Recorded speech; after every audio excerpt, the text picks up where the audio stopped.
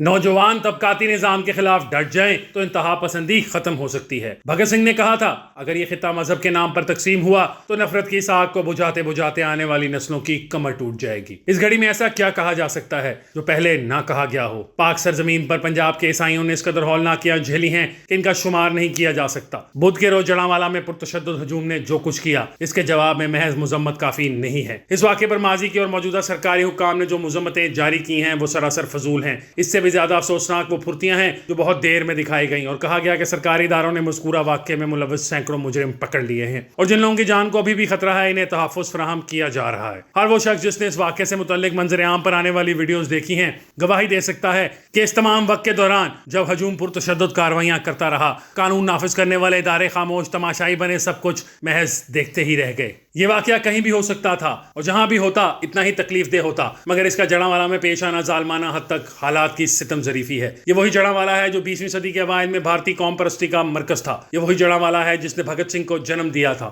برصغیر کی جدید تاریخ، خصوصاً برطانوی کولونیل دور کا کوئی مطالعہ تب تک مکمل نہیں ہو سکتا جب تک مغربی پنجاب کی نہری کالونیوں میں بسنے والے سکھ کسانوں کے کارناموں کا ذکر اس میں شامل نہیں کیا جاتا۔ یہ سکھ کسان ہی تھے جنہوں نے خاص طور پر پنجابیوں اور عموماً ہندوستانیوں کی ایک پوری نسل کو حریت پسند بنا دیا۔ انہوں نے نہ صرف برصغیر میں بلکہ عالمی سطح پر بھی لوگوں کو آزادی کے لیے متحرک کیا۔ ان کسانوں نے غدر پارٹی جیسی تنظیمیں بنائیں اور ہندوستانی تحریک آزادی کے لیے بین الاقوامی حمایت حاصل کی۔ بھگت سنگھ جیسی شخصیات کی آزادی حاصل کرنے کے طریقوں، خاص طور پر ان کی جانب سے انقلابی تشدد کی حمایت جیسے اقدامات پر بھلے تنقید کی جا سکتی ہے، مگر ایک طرف جہاں جناح، اقبال، گاندھی اور نہرو کو قومی تواریخ میں قابل فخر مقام دیا جاتا ہے، وہیں بھگت سنگھ، سبھاش چندر بوس اور ان جیسی بہت ساری شخصیات کا محض سرسری تذکرہ کیا جاتا ہے، مگر یہ اس سے زیادہ کی مستحق ہیں۔ جڑانوالہ واقعہ بہت ساری مسیحی خواتین، بچوں اور مردوں کے لیے سب سے پہلے اور سب سے زیادہ المناک واقعہ ہے، جنہیں نفرت سے بھرے اور اپنے ہاتھوں سے سزا دینے والے ایسے پرتشدد ہجوم کا سامنا کرنا پڑا جو ان کی عبادت گاہوں پر حملہ آور ہوا۔ ان میں سے بیشتر نے کھیتوں اور جھاڑیوں میں چھپ کر اپنی جانیں بچائیں، لیکن اگر تاریخی تناظر میں دیکھا جائے تو پتہ چلے گا کہ برصغیر کے کروڑوں انسان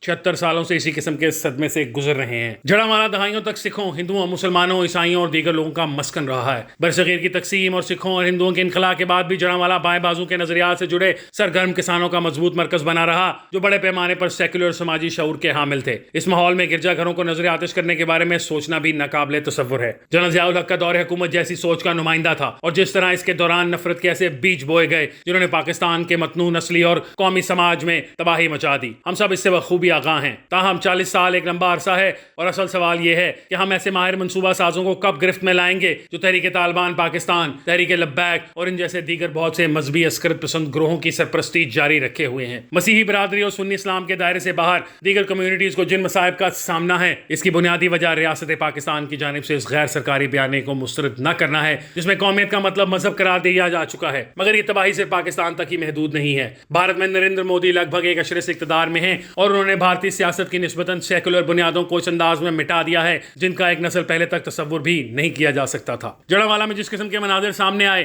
بھارت میں یہ روزانہ کا معمول بن چکے ہیں۔ وہاں ایسے واقعات خاص طور پر مسلمانوں کے ساتھ پیش آتے ہیں مگر مسلمانوں تک ہی محدود نہیں ہیں۔ میں دونوں ملکوں کی صورتحال کو ایک جیسا ثابت کرنے کی غلطی نہیں کر رہا، میں صرف یہ کہنا چاہتا ہوں کہ اگر ہماری نوجوان آبادی ان سیاسی نظریات اور اصولوں کے ساتھ نہیں جڑتی جنہوں نے بھگت سنگھ جیسی تاریخی شخصیات کو متحرک کیا تھا تو نفرت پر مبنی مذہبی سیاست کی یہ ترویج بالآخر ہم سب کو نگل جائے گی۔ اس طویل داستان کا لب لباب یہ ہے، پاکستان کی 24 کروڑ آبادی کی اوسط عمر 23 سال ہے، جبکہ جڑانوالہ جیسے واقعات کے ماسٹر مائنڈز جن میں وہ مذہبی رہنما شامل ہیں جو لوگوں کو اشتعال دلاتے اور توڑ پھوڑ پر اکساتے ہیں، اور وہ جاسوسی کرنے والے جو خفیہ کمروں میں بیٹھ کر اگلے نفرت انگیز منصوبوں کو ڈیزائن کرتے ہیں، ان میں سے اکثر منصوبہ ساز پکی عمروں والے ہوتے ہیں۔ سپاہی بھی سب نوجوان ہوتے ہیں۔ ایک ایسے معاشرے میں جہاں باعزت اور خوشحال زندگی کے امکانات نہ ہونے کے برابر ہوں، وہاں محنت کش طبقہ اور بیکار نوجوان بہت آسانی سے نفرت کی جانب مائل ہو سکتے ہیں۔ یہ بات بھی ذہن نشین رکھنے کی ضرورت ہے کہ جڑانوالہ میں ہونے والے تشدد سے متاثر ہونے والے بیشتر مسیحی حضرات محنت کش طبقے سے تعلق رکھتے ہیں۔ ان میں سے اکثر سینیٹری ورکرز ہیں یا معمولی اجرت پر کام کرنے والے مزدور ہیں۔ ہمارے شہروں میں مسیحیوں کی اکثریت کچی وادیوں میں رہتی ہے۔ پنجاب میں رہنے والے مسیحیوں کے ساتھ کھڑے ہونے کا اصل طریقہ یہ ہے کہ ہمیں طبقاتی نظام کے مخالفت پر مبنی سیاست میں حصہ لینا ہوگا۔ بھگت سنگھ جیسی شخصیات اگر آج ہوتی تو ایسا ہی کرتی۔ اس مسئلے کا حل ایک ایسی مشترکہ بنیاد تلاش کرنے میں ہے جس کے تحت معاشرے میں حقیقی تبدیلی کا نظریہ جڑیں پکڑ سکے اور یہ نفرت کی سیاست کو اکھاڑ کر پھینک دے۔